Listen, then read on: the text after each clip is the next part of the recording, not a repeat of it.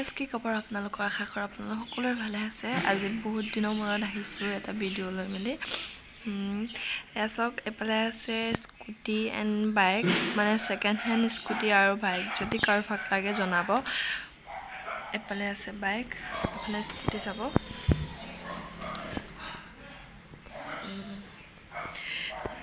এইখন হৈছে এক্টিভা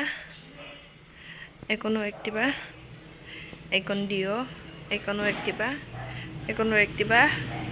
এইখন হৈছে পেচিনো এইখন প্লেটিনা R15 বাইক এইখন আছে পালচাৰ এফালে আছে মেট্ৰ' এফালে ডমিনাৰ আছে KTM আছে